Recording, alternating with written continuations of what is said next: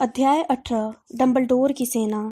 अम्बरिश तुम्हारी चिट्ठियां पढ़ रही है हैरी। इसका और कोई स्पष्टीकरण हो ही नहीं सकता। हैरी ने बौखलाकर पूछा। तुम्हें लगता है कि अम्बरिश ने हेडविग पर हमला किया था? मुझे तो यही लगता है, हरमाइनी ने गंभीरता से कहा। अपने मेढक को संभालो, वो भाग रहा है। हैरी ने छड़ी मेढक की तरफ की, जो बड़ी उम्मीद से टेबल के दूसरे सिरे की तरफ फुदक रहा था। आगमनो। मेढक उदासी से उड़कर उसके हाथ में आ गया। निजी बातचीत का आनंद लेने के लिए सम्मोहन से अच्छी और कोई क्लास नहीं थी। आमतौर पर इसमें इतनी ज्यादा हलचल और उथल-पुथल होती थी कि किसी दूसरे के बात सुन लेने का डर बहुत कम होता था। आज कमरे में टर्राते मेढकों और कांव-कांव करते कौवों का शोर भरा था। इसके अलावा क्लास की खिड़कियों पर बारिश की बूंदों के तेजी से टकराने की आवाज भी आ रही थी। जब हैरी, रॉन और हरमाइनी ने फुसफुसाकर इस बारे में बातचीत की कि अम्बरिज ने कैसे सीरियस को लगभग पकड़ ही लिया था, तो किसी ने भी उस तरफ ध्यान नहीं दिया। हरमाइनी फुसफुसाकर बोली, मुझे इस बारे में तभी से शक हो रहा था जब फिल्च ने तुम पर गोबर बमों का ऑर्डर देने का इल्जाम लगाया था। उसका आरोप मूर्खतापूर्ण था और सरासर झूठा लग रहा था। मेरा मतलब है, तुम्हारी चिट्ठी पढ़ने के बाद यह स्पष्ट हो जाता कि तुम गोबर बमों का ऑर्डर नहीं दे रहे थे, इसलिए तुम किसी मुश्किल में नहीं फंसते। ये बड़ा ही कमजोर मजाक था, है ना?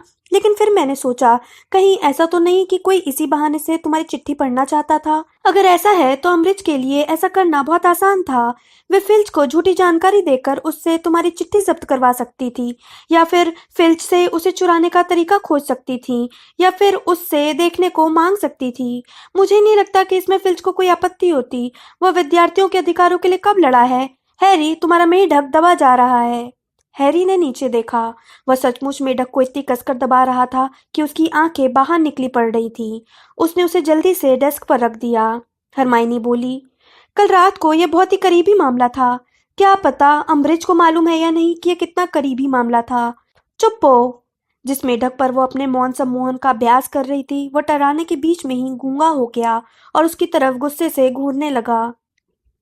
अगर उन्होंने स्नफल्स को पकड़ लिया होता, हैरी ने उसके अधूरे वाक्य को पूरा किया, तो शायद वह आज सुबह अज़्काबान में होता। उसने अपनी छड़ी बिना केंद्रित किए हिलाई। उसका मेढक किसी हरे गुब्बारे की तरफ फूला और जोर जोर से सीटी बजाने लगा। चुप हो, हरमाइनी ने तेजी से कहा और हैरी के मेढक की तरफ छड़ी हिलाई, जिससे वह खामोशी से सामान्य आकार का होने लगा।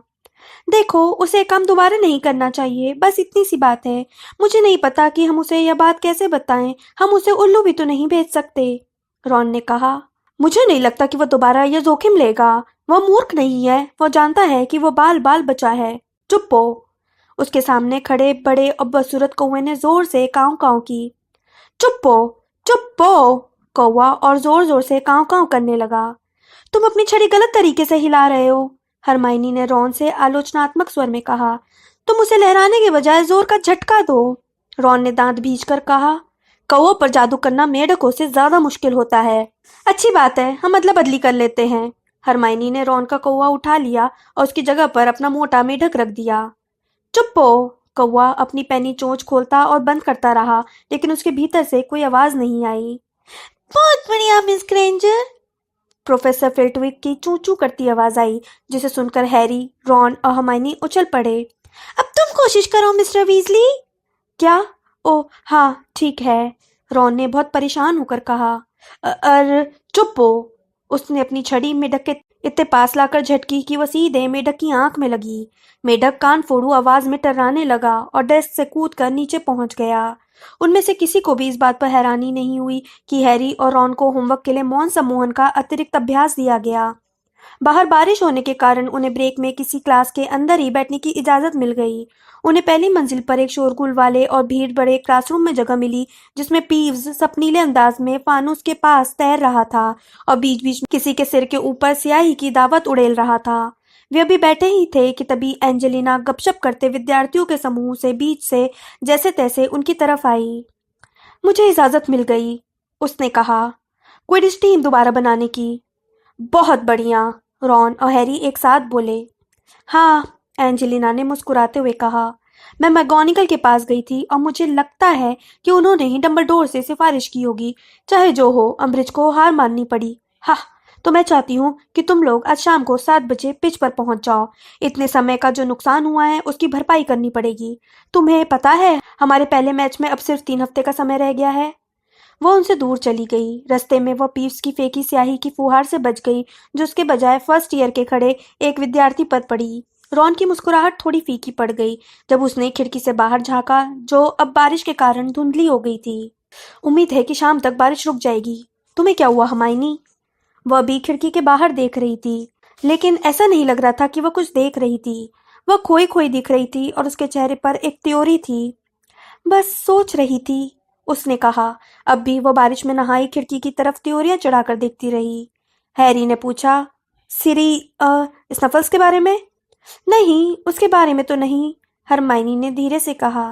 बल्कि सोच रही थी, मुझे लगता है कि हम सही काम कर रहे हैं। मुझे लगता है ना? हैरी और रॉन ने एक दूसरे की तरफ देखा। रॉन बोला, तुमने अपनी बात कितनी अच्छी तरह से स्पष्ट कर दी है। अगर तुम इतनी अच्छी तरह नहीं समझाती तो हमें बहुत बुरा लगता। हरमाइनी ने उसे इस तरह देखा जैसे उसे अभी अभी एहसास हुआ हो कि वह वहां था। हरमाइनी अब पहले से ज्यादा ऊंची आवाज में बोली, मैं तो बस सोच रही थी कि गुप्त कलाओं वाले समूह को शुरू करके हम सही काम कर रहे हैं या नहीं। क्या? हैरी और रॉन ने एक साथ कहा। रॉन गुस्से से बोला, हरमाइनी, यह विचार तुम्हारा ही था। मैं जानती हूँ, हरमाइनी ने अपनी उंगलियां मोड़ते हुए कहा, लेकिन स्नफल से बात करने के बाद। हैरी बोला, लेकिन वह तो चाहता है कि हम यह काम करें। हाँ, हरमाइनी ने एक बार फिर खिड़की को घूरते हुए कहा। हाँ, इसी कारण तो मैं सोच रही हूँ कि शायद यह सही नहीं होगा। पीव्स पेट के बल उनके ऊपर तैरता रहा। वह मटर के दाने फेंकने के लिए तैयार था। उन तीनों ने उसके जाने तक अपने बैग से अपना सर ढक लिया। हम इस बात को सीधा कर लेते हैं, हैरी ने गुस्से से कहा जब उन्होंने अपने बैग दोबारा फर्श पर वापस रख लिए। सीरियस हमारी बात से सहमत है, इसलिए तुम्हें लगता है कि हमें यह काम नहीं करना चाहिए? हरमाइनी तनावग्रस्त और थोड़ी दुखी लग रही थी। वह अपने हाथों की तरफ घूरते हुए बोली, क्या तुम्हें सचमुच उसके निर्णय पर भरोसा है? हाँ, मुझे है, हैरी ने तत्काल कहा। उसने हमें हमेशा बहुत अच्छी सलाह दी है। एक स्याही की फुहार उनके पास से उड़ती हुई गुजरी और केटी बेल के कान पर पड़ी। हरमाइनी ने केटी को उछलते हुए और पीस पर सामान फेंकते हुए देखा। कुछ पल बाद हरमाइनी दोबारा बोली और ऐसा लग रहा था जैसे वो अपने शब्दों को बहुत ध्यान से चुन रही थी। तुम्हें नहीं लगता कि जब से वो ग्रिमॉल्ड चौक में बंद है तब से वह थोड़ा दुस्साहसी बन गया है? तुम्हें नहीं लगता कि वह एक तरह से हमारे माध्यम से जी रहा है? हैरी ने पलट कर पूछा। तुम्हारा क्या मतलब है, हमारे माध्यम से जी रहा है? मेरा मतलब है, देखो, मुझे लगता है कि उसे मंत्रालय के किसी व्यक्ति की नाक के नीचे खुफिया संस्था बनाना बहुत अच्छा लगता। मुझे लगता है कि वह इस बात पर बहुत कुंठित है कि वह जहाँ है वहाँ कितना कम काम कर सकता है। इसलिए मुझे लगता है कि वह एक तरह से हमें उकसाना चाहता है। रॉन बहुत परेशान दिखने लगा। सीरियस सही है, उसने कहा। तुम भी मेरी मम्मी की तरह बात कर रही हो। हरमाइनी ने अपना होंठ काट लिया और जवाब नहीं दिया। जैसे ही घंटी बजी, पीव्स नीचे की तरफ उड़ता हुआ किटी के पास आया और उसके सिर पर स्याही की पूरी शीशी उड़ेल दी। दिन ढलने तक मौसम में कोई सुधार नहीं हुआ, इसलिए उस शाम को 7 बजे जब हैरी और रॉन प्रैक्टिस के लिए क्विडिच पिच पर गए तो वे कुछ मिनट में ही पूरे भीग गए और उनके पैर गीली घास पर फिसलने लगे। आसमान गहरा भूरा था और चेंजिंग रूम की गर्मी तथा रोशनी में पहुंचना बड़ा राहत भरा था। हालांकि वे जानते थे कि ये राहत सिर्फ कुछ समय की ही है। उन्हें फ्रेड और जॉर्ज इस बात पर बहस करने मिले कि वे खेलने से बचने के लिए अपनी गोता मार टॉफियों का उपयोग करें या ना करें। लेकिन मैं शर्त लगाता हूँ कि वह समझ जाएगी, फ्रेड ने अपने मुंह के कोने से कहा। काश मैंने कल उसके सामने वमनकारी टॉफी खरीदने का प्रस्ताव नहीं रखा होता। हम जोअर टॉफी का इस्तेमाल कर सकते हैं, जॉर्ज बुदबुदाया। इसे अब तक किसी ने नहीं देखा है। क्या यह काम करती है? रॉन ने उम्मीद से पूछा। छत पर बारिश की आवाज तेज हो गई और हवा इमारत के चारों तरफ गरजने लगी। हाँ, फ्रेड बोला। बुखार तेजी से चढ़ जाता है, जॉर्ज ने कहा। लेकिन उसके साथ ही मवाद भरे बड़े बड़े फोड़े भी हो जाते हैं और हम अब तक यह नहीं पता लगा पाए हैं कि उनसे मुक्ति कैसे पाई जाए। रॉन ने अपने जुड़वा भाइयों को घूरते हुए कहा। मुझे तो कोई फोड़ा नहीं दिख रहा है। नहीं, तुम नहीं देख पाओगे, फ्रेड ने गंभीरता से कहा। वे ऐसी जगह पर हैं जो हम आमतौर पर लोगों को नहीं दिखाते हैं, लेकिन उनकी वजह से झाड़ू पर बैठना सचमुच दर्दनाक। ठीक है, सभी लोग सुनो। एंजेलिना ने कप्तान के ऑफिस से बाहर निकलते हुए जोर से कहा। मैं जानती हूँ कि मौसम आदर्श नहीं है, लेकिन इस बात की संभावना है कि हम इसी तरह के मौसम में नाग शक्ति के साथ खेलेंगे। इसलिए यह रणनीति बनाना अच्छा रहेगा कि हम ऐसे मौसम में किस तरह खेलेंगे। हैरी, जब हम उस तूफान में मेहनतकश की टीम के साथ खेले थे, तो तुमने अपने चश्मे के साथ कुछ किया था जिससे बारिश उसे धुंधला नहीं कर पाए। हमायनी ने किया था, हैरी ने कहा। उसने अपनी छड़ी बाहर निकाली, अपने चश्मे को ठोका और कहा, अप्रभावित हो। एंजेलिना बोली, मुझे लगता है कि हम सभी को यह काम कर लेना चाहिए। अगर हम बारिश को चेहरे से दूर रखें तो इससे हमें सचमुच देखने में मदद मिलेगी। सब एक साथ बोलो, अप्रभावित हो। ठीक है, चलो चलते हैं। उन सभी ने अपनी अपनी छड़ी दुशाली की भीतरी जेब में रखी, झाड़ू कंधे पर रखी और एंजेलिना के पीछे पीछे चेंजिंग रूम से बाहर निकल गए। वे गहरे कीचड़ में छप छप करते हुए पिच के बीच तक पहुंचे। अप्रभावित तो सम्मोहन के बावजूद बहुत कम दिखाई दे रहा था। रोशनी तेजी से कम होती जा रही थी और बारिश के रेले जैसे मैदान की सफाई कर रहे थे। एंजेलिना चिल्लाकर बोली, ठीक है, मेरी सीटी पर उड़ने लगना। हैरी जमीन पर पैर मारकर ऊपर उठा, जिससे चारों तरफ कीचड़ उड़ गया। ऊपर उठते समय हवा के कारण वह दिशा से थोड़ा भटक गया था। उसे पता नहीं था कि इस मौसम में वह सुनहरी गेंद को कैसे देखेगा। उसे तो उस पहलवान को ही देखने में काफी मुश्किल आ रही थी जिससे वे प्रैक्टिस कर रहे थे। प्रैक्टिस शुरू होने के 1 मिनट के भीतर ही उसके कारण वह गिरते गिरते बचा था और इसके लिए उसे स्लॉथ ग्रिप रोल का इस्तेमाल करना पड़ा था। दुर्भाग्य से एंजेलिना ये नहीं देख पाई। दरअसल ऐसा लग रहा था जैसे वो कुछ भी नहीं देख पा रही थी। उनमें से किसी को जरा भी अंदाजा नहीं था कि बाकी खिलाड़ी क्या कर रहे थे। हवा तेज हो रही थी। इतनी दूर होने के बाद भी हैरी को सुनाई दे रहा था कि बारिश झील पर मुक्के बरसा रही थी और सरसरा रही थी। एंजेलिना ने हार मानने से पहले 1 घंटे तक उन्हें इस काम में जुटाए रखा। वो अपनी गीली और असंतुष्ट टीम को वापस चेंजिंग रूम में ले गई।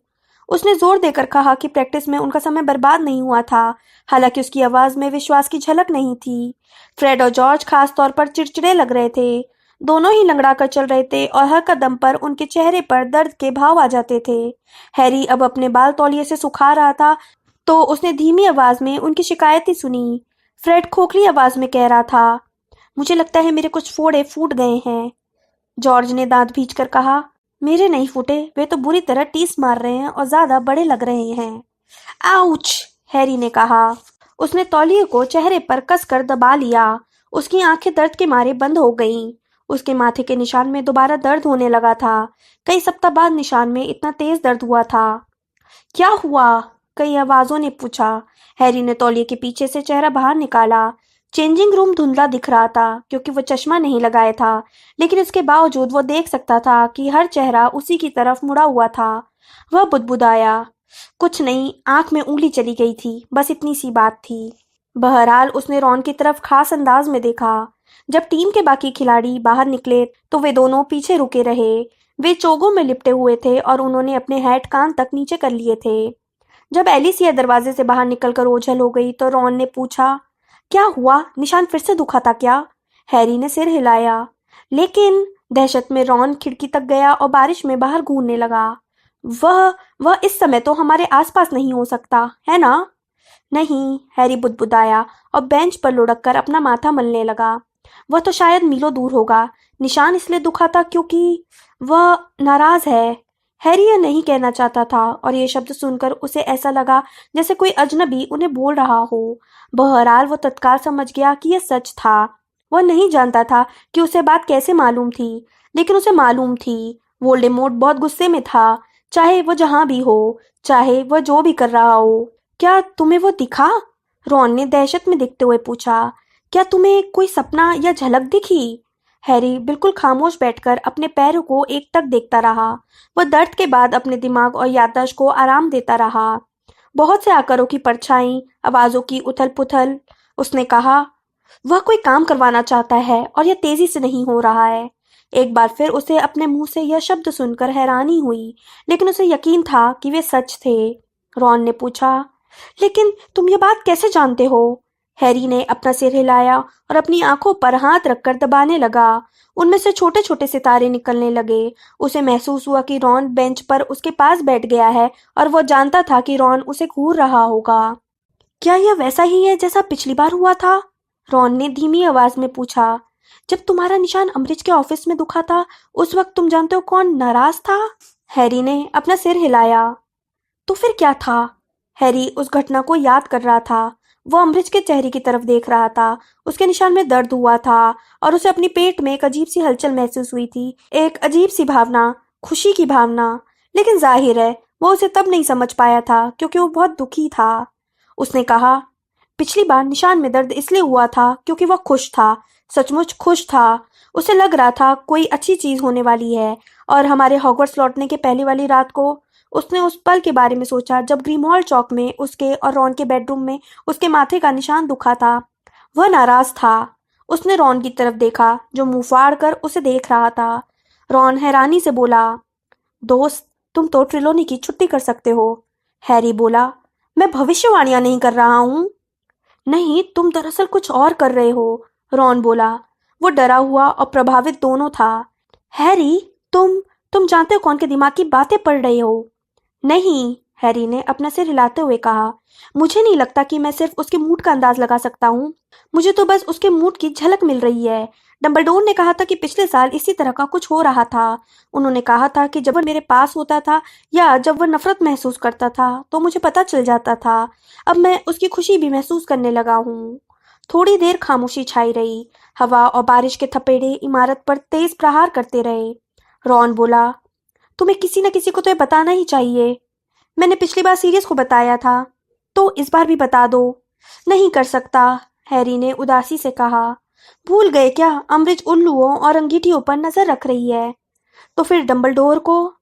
मैंने तुम्हें अभी अभी बताया ना, डंबलडोर ये बात पहले से ही जानते हैं, हैरी ने रूखेपन से कहा और उठकर खड़ा हो गया। उसने खूंटी से अपना चोगा उतारा और अपने ऊपर डाल लिया। उन्हें दोबारा बताने का कोई तुक नहीं है। रॉन ने अपना चोगा बांधते समय हैरी को विचारपूर्वक देखा। उसने कहा, वैसे डंबलडोर जानना चाहेंगे। हैरी ने कंधे उचका दिए। चलो, हमें अभी मौन सम्मोहन का अभ्यास करना है। वे तेजी से अंधेरे मैदान में चलने लगे। कीचड़ भरी घास पर वे फिसलते और लड़खड़ाते जा रहे थे। खामोशी में हैरी सोच विचार में डूबा था। वोल्डेमॉर्ट ऐसा क्या चाहता था जो तेजी से नहीं हो रहा था? उसके दूसरे इरादे भी हैं, ऐसे इरादे जिन पर वह बहुत गोपनीय तरीके से अमल कर सकता है। ऐसी चीज जिसे वह सिर्फ चोरी से हासिल कर सकता है, जैसे कोई हथियार, एक ऐसी चीज जो पिछली बार उसके पास नहीं थी। हैरी ने कई हफ्तों से इन शब्दों के बारे में नहीं सोचा था। वो हॉगवर्ट्स में होने वाली घटनाओं में इतना डूबा हुआ था, अम्बरिज के साथ लगातार हो रहे युद्ध को लड़ने में इतना व्यस्त था, मंत्रालय के हस्तक्षेप के अन्याय से इतना क्षुब्ध था। लेकिन अब वे शब्द उसे याद आ गए और वो सोचने लगा। वोल्डेमॉर्ट का गुस्सा समझ में आता है। अगर वो हथियार तक नहीं पहुंच पा रहा हो, चाहे वो जो भी हथियार हो, क्या मायापंछी के समूह ने उसके इरादों को नाकाम कर दिया है और उसे हथियार हासिल करने से रोक दिया है? उस हथियार को कहाँ रख दिया गया था? वह इस समय किसके पास था? मिम्बुलस मिम्बल्टोनिया, रॉन ने कहा, जिससे हैरी तत्काल होश में आ गया और तस्वीर के छेद में से निकलकर हॉल में पहुंच गया। ऐसा लग रहा था कि हरमाइनी जल्दी सोने चली गई थी। क्रुक्शेंस पास की एक कुर्सी पर दुबकी पड़ी थी और आग के पास टेबल पर घरेलू जिन्नों के बहुत से हैट रखे थे, जिन्हें स्पष्ट रूप से हरमाइनी ने बुना था। हैरी इस बात के लिए कृतज्ञ था कि वह आसपास नहीं थी, क्योंकि वह माथे के दर्द के बारे में उसे नहीं बताना चाहता था। उसे डर था कि वह भी डंबलडोर के पास जाने की सलाह देगी। रॉन उसकी तरफ चिंता भरी निगाहों से देखता रहा, लेकिन हैरी ने सम्मोहन विषय की अपनी पुस्तकें निकाली और निबंध पूरा करने में जुट गया। हालांकि वह सिर्फ ध्यान केंद्रित करने का नाटक कर रहा था, और जब रॉन ने कहा कि वह सोने जा रहा है, तब तक वह बहुत कम लिख पाया था। आधी रात आई और गुजर गई, लेकिन हैरी एक पैराग्राफ को ही बार बार पढ़ता रहा। इसमें स्कर्वी ग्रास, लवेज और स्नीज वर्ड के प्रयोग के बारे में बताया गया था। हालांकि हैरी बार बार पढ़ रहा था, लेकिन उसे कुछ पल्ले नहीं पड़ रहा था। ये पौधे मस्तिष्क के उत्तेजन में सबसे ज्यादा प्रभावी होते हैं, इसलिए इनका इस्तेमाल दुविधा और चक्करगिन्नी कांडों में किया जाता है, जहां जादूगर उतावलापन और दुस्साहस उत्पन्न करना चाहते हों। हरमाइनी ने कहा था कि ग्रिमॉल्ड चौक में रहते रहते सीरियस दुस्साहसी हो गया है। मस्तिष्क के उत्तेजन में सबसे ज्यादा प्रभावी होते हैं, इसलिए इनका अगर दैनिक जादूगर को पता चल गया कि वो वोल्डेमॉर्ट के मूड को महसूस कर रहा है, तो दैनिक जादूगर वाले सोचेंगे कि उसका दिमाग उत्तेजित हो गया है। इसलिए इनका इस्तेमाल दुविधा और चक्करगिन्नी कांडों में किया जा सकता है। दुविधा बिल्कुल सही शब्द था। वह यह बात क्यों जानता था कि वोल्डेमॉर्ट कैसा महसूस कर रहा था? उन दोनों के बीच में यह कैसा अजीबोगरीब संबंध था, जिसे डंबलडोर भी कभी संतोषजनक ढंग से नहीं समझा पाए थे। उत्पन्न करना चाहते हो। हैरी सोना चाहता था। उतावलापन। आग के सामने रखी कुर्सी पर गर्मी और आराम था, जबकि बारिश की बूंदें अभी खिड़की पर जोर जोर से पड़ रही थी।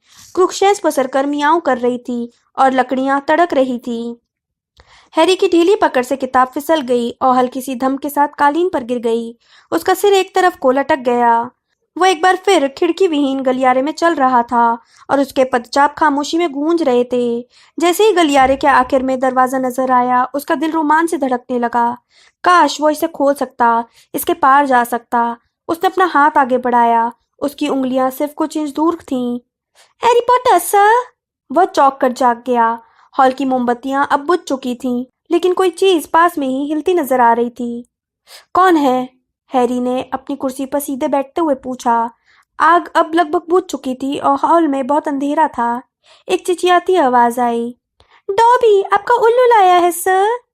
डॉबी? हैरी ने भारीपन से कहा और अंधेरे में आवाज के स्रोत की तरफ देखा। डॉबी नाम का घरेलू जिन उस टेबल के पास खड़ा था, जिस पर हरमाइनी ने आधा दर्जन बुने हुए हैट छोड़े थे। उसके बड़े नुकीले कान बहुत सारे हैट्स के नीचे झांक रहे थे। ऐसा लग रहा था जैसे उसने हरमाइनी के अब तक बुने सारे हैट पहन रखे थे। एक के ऊपर एक हैट पहनने के कारण उसका सिर 2-3 फुट ऊंचा दिख रहा था और सबसे ऊपर वाले हैट पर हेडविग बैठी हुई थी। वह शांति से आवाज निकाल रही थी और साफ नजर आ रहा था कि वह ठीक हो चुकी थी।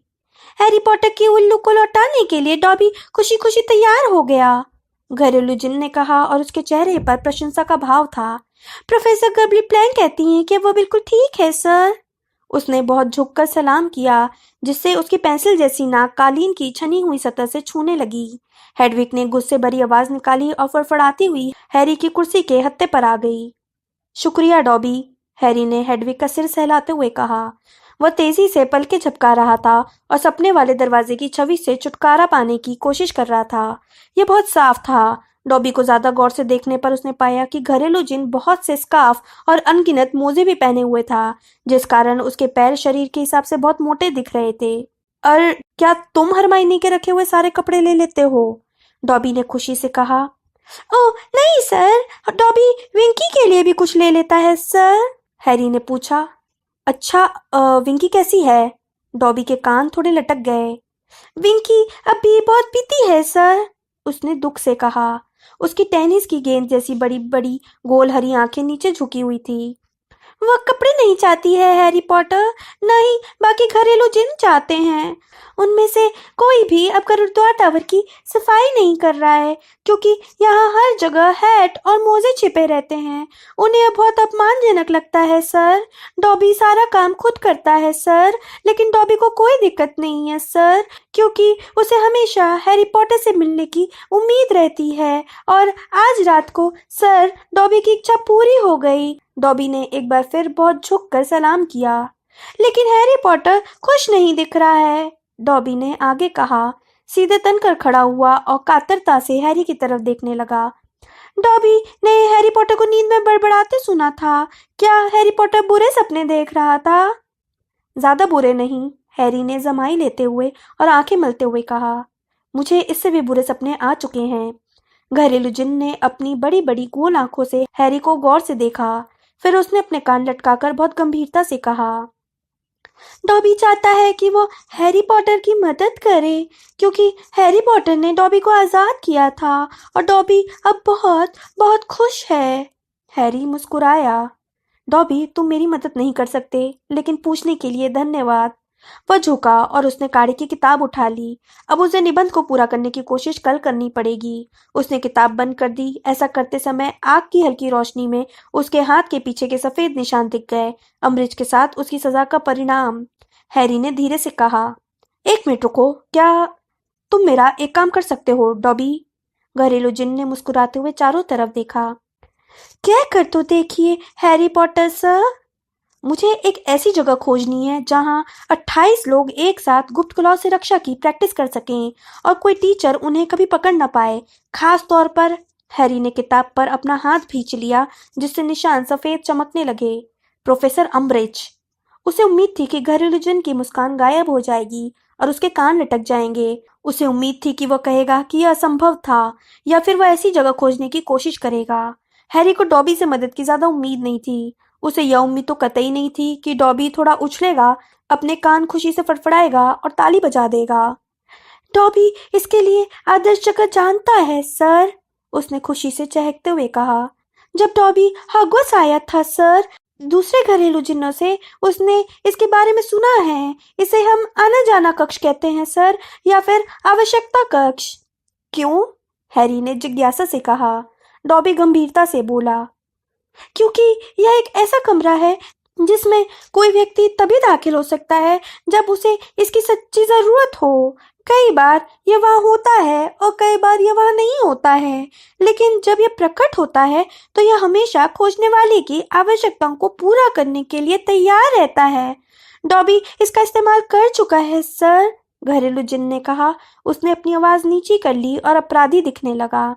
जब विंकी बहुत पी लेती थी तो डॉबी उसे आवश्यकता कक्ष में छिपा देता था। वहां पर डॉबी को बटर बियर का नशा उतारने वाले काढ़े रखे मिले और घरेलू जिन के आकार का बहुत बढ़िया बिस्तर तैयार मिला जिस पर वह सो सकती थी सर। और डॉबी जानता है कि मिस्टर फिल्च की सफाई की सामग्री जब खत्म होने लगती है तो उन्हें वहां पर सामान मिल जाता है सर। और अगर किसी को बाथरूम की जरूरत हो तो? हैरी ने कहा। उसे अचानक याद आया कि डंबलडोर ने पिछले क्रिसमस पर यूल बॉल में क्या कहा था। इसके बाद क्या यह कमरा चैम्बर पॉट से भर सकता है? डॉबी को लगता है ऐसा हो सकता है सर, डॉबी ने गंभीरता से सिर हिलाते हुए कहा। यह बहुत अद्भुत कमरा है सर, हैरी अपनी कुर्सी पर थोड़ा तन कर बैठते हुए बोला। इसके बारे में कितने लोग जानते हैं? बहुत कम सर, ज्यादातर लोग इसे सहयोग से पाते हैं जब उन्हें इसकी जरूरत होती है सर, लेकिन अक्सर वे इसे दोबारा नहीं खोज पाते हैं क्योंकि वे नहीं जानते हैं कि ये हमेशा मौजूद रहता है और बुलाए जाने का इंतजार करता है सर। यह बहुत बढ़िया लगता है, हैरी ने कहा और उसका दिल सरपट भागने लगा। यह आदर्श लगता है डॉबी, तुम मुझे यह कमरा कब दिखा सकते हो? कभी भी हैरी पॉटर सर, डॉबी ने कहा और हैरी के उत्साह को देखकर खुश दिखने लगा। अगर आप चाहें तो अभी चल सकते हैं। एक पल के लिए तो हैरी डॉबी के साथ जाने के लिए ललचाया। वो अपनी कुर्सी से आधा उतर भी गया। वो तेजी से ऊपर जाकर अपना अदृश्य चोगा लाना चाहता था, लेकिन तभी हरमाइनी जैसी एक आवाज उसके कानों में फुसफुसाई। दुस्साहसी। आखिर बहुत देर हो चुकी थी। वह थक चुका था और उसे स्नेप का निबंध पूरा करना था। आज रात को नहीं डॉबी, हैरी ने अनिच्छा से कहा और दोबारा अपनी कुर्सी में धंस गया। यह सचमुच महत्वपूर्ण है। मैं इसे हवा में नहीं उड़ाना चाहता हूँ। इसके लिए सही योजना बनानी होगी। सुनो, क्या तुम मुझे पूरी बात बता सकते हो कि यह आवश्यकता कक्ष क्या है और उसमें कैसे पहुंचा जा सकता है? जब वे जड़ी बूटी विज्ञान के 2 पीरियड में पढ़ने के लिए जाने लगे तो उन्हें छप छप करके बाढ़ भरी क्यारियों से गुजरना पड़ा। उनके चारों तरफ उनके दुशाले हवा में लहरा रहे थे। ग्रीन हाउस की छत पर पानी की बूंदें ओलों की तरह इतनी जोर से गिर रही थी कि क्लास में उन्हें प्रोफेसर स्प्राउट की बातें सुनाई नहीं दे रही थी। जादुई प्राणियों की देखभाल की क्लास को तूफान वाले मैदान से हटाकर ग्राउंड फ्लोर के एक खाली क्लासरूम में लगाया गया। उन्हें गहरी राहत मिली जब एंजेलिना ने लंच के दौरान अपनी टीम के सभी खिलाड़ियों को बताया कि क्विडिच प्रैक्टिस रद्द कर दी गई है। जब एंजेलिना ने उन्हें यह बताया तो हैरी बोला, यह अच्छा रहा क्योंकि हमें सुरक्षा मीटिंग के लिए जगह मिल गई है। आज रात को 8 बजे 7वीं मंजिल पर पगले बारनाबस की दीवारदरी के सामने, जिसमें दैत्य बारनाबस को पीट रहे हैं। क्या तुम केटी और एलिसिया को बता दोगी? वह थोड़ी हैरान दिखी, लेकिन उसने बाकी विद्यार्थियों को बताने का वादा कर लिया। हैरी भूखमरों की तरह सॉसेज खाने लगा। कद्दू के जूस का प्याला उठाते वक्त उसने देखा कि हरमाइनी उसे देख रही थी। क्या है? उसने भारी आवाज में पूछा। देखो, बात सिर्फ इतनी है कि डॉबी की योजनाएं कभी सुरक्षित नहीं रहती हैं। क्या तुम वह घटना भूल गए जब उसके कारण तुम्हारे हाथ की सारी हड्डियां गायब हो गई थी?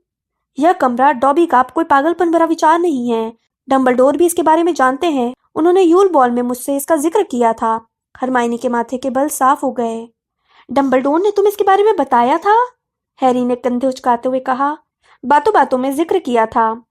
ओह, अच्छी बात है, तब तो सब कुछ ठीक है, हरमाइनी ने तेजी से कहा और इसके बाद कोई आपत्ति नहीं उठाई। रॉन के साथ दोनों ने अपना ज्यादातर वक्त उन विद्यार्थियों को खोजने में बिताया जिन्होंने हॉग्सहेड में सूची पर साइन किए थे। उन्होंने उन सबको बताया कि शाम को कहाँ मिलना है। हैरी को इस बात से थोड़ी निराशा हुई कि चो चैंग और उसकी सहेली को जिनी ने खोजा। बहरहाल डिनर के बाद तक उसे भरोसा हो चुका था कि यह खबर उन सभी 25 विद्यार्थियों तक पहुंच चुकी थी जो हॉग्समेड में इकट्ठा हुए थे। 7:30 बजे हैरी, रॉन और हरमाइनी गरुड़द्वार के हॉल से बाहर निकले। हैरी अपने हाथ में एक पुराना चंपत्र पकड़े था। फिफ्थ ईयर के विद्यार्थियों को रात 9 बजे तक गलियारे में बाहर रहने की इजाजत थी, लेकिन 7वीं मंजिल की तरफ जाते समय पूरे रास्ते वे तीनों घबराकर चारों तरफ देखते रहे।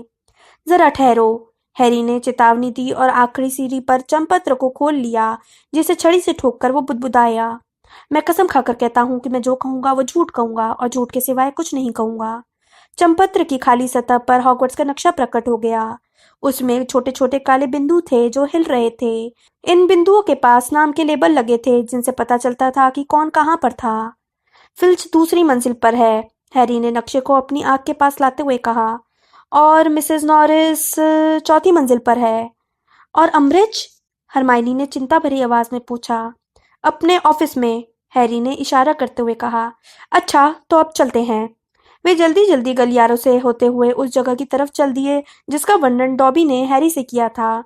यह एक खाली दीवार थी, जिसके सामने वाली दीवार पर दीवार दरी लगी थी। इस दीवार दरी में पगला बर्नाबैस दैत्यों को बैले सिखाने की मूर्खतापूर्ण कोशिश कर रहा था।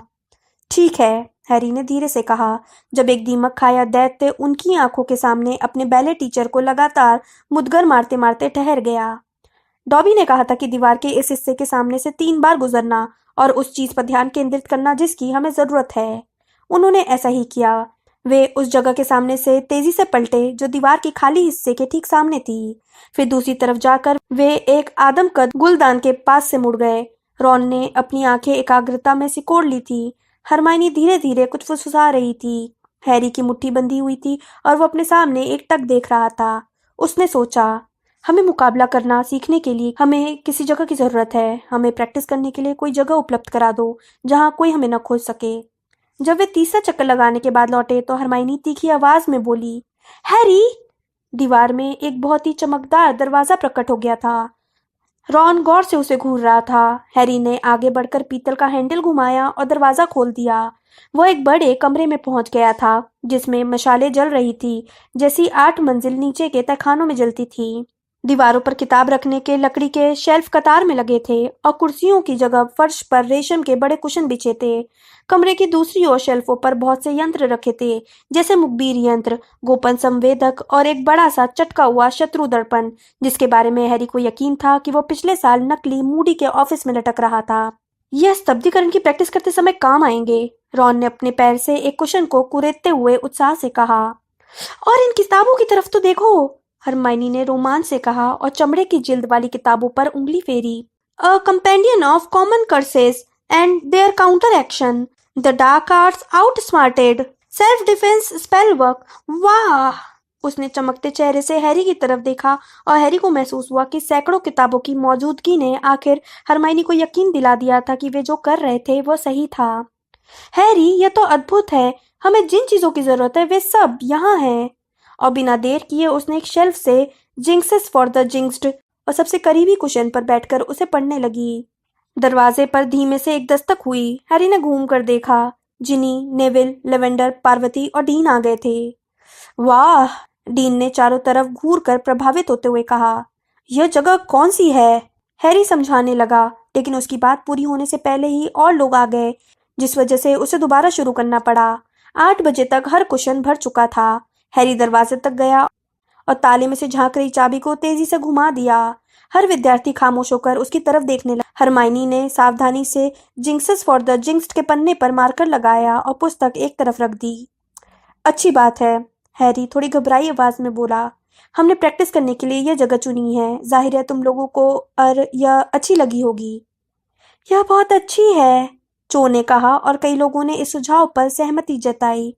यह अजीब है, फ्रेड ने चारों तरफ त्योरियां चढ़ाकर कहा। हम एक बार फिल्च से बचने के लिए यहाँ छिपे थे, याद है जॉर्ज? लेकिन तब ये झाड़ू की अलमारी थी। हैरी, यह क्या है? डीन ने कमरे के पीछे से मुखबिर यंत्र और शत्रु दर्पण की तरफ इशारा करते हुए पूछा। शैतानी सूचक यंत्र, हैरी ने कहा और कुशनों के बीच से होते हुए उस तरफ पहुंचा।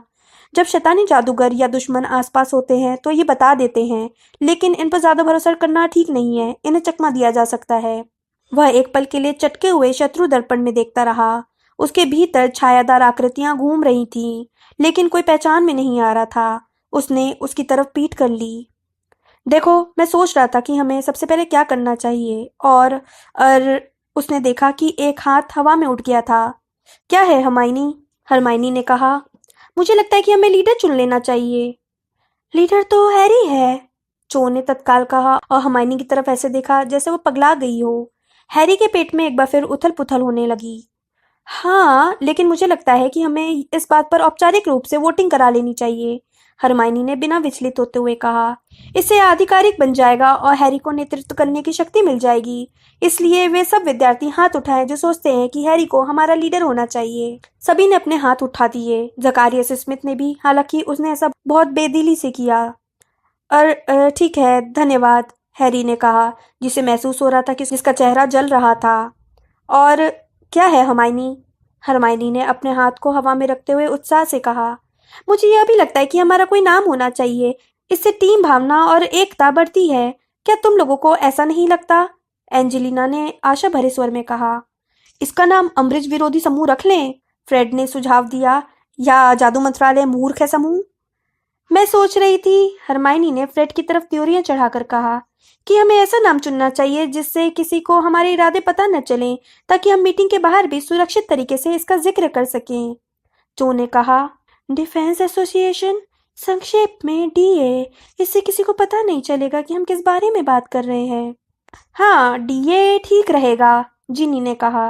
बस इसका पूरा नाम डंबलडोर आर्मी रख लेते हैं, क्योंकि यह मंत्रालय का सबसे बुरा डर है ना? यह सुनकर काफी बुदबुदाहटें और हंसी की आवाज सुनाई दी। सभी लोग डीए के पक्ष में हैं? हरमाइनी ने पूछा और अपने कुशन पर घुटनों के बल बैठकर हाथ गिनने लगी। यह प्रस्ताव बहुमत से पारित हो गया। उसने उस चंपत्र को दीवार से टिकाया जिस पर उन सभी के साइन थे और उसके ऊपर बड़े बड़े अक्षरों में लिख दिया, डंबलडोर की सेना। हरमाइनी के दोबारा बैठने पर हैरी बोला, ठीक है, तो अब हम प्रैक्टिस शुरू करें। मैं सोच रहा हूँ कि सबसे पहले हमें निरस्तीकरण का अभ्यास करना चाहिए। निरस्त्र करने का मंत्र, मैं जानता हूँ कि यह बहुत शुरुआती मंत्र है, लेकिन मेरे हिसाब से यह बहुत उपयोगी है। ओह प्लीज, जकारियस स्मिथ ने अपनी आंखें घुमाते हुए और अपने हाथ बांधते हुए कहा।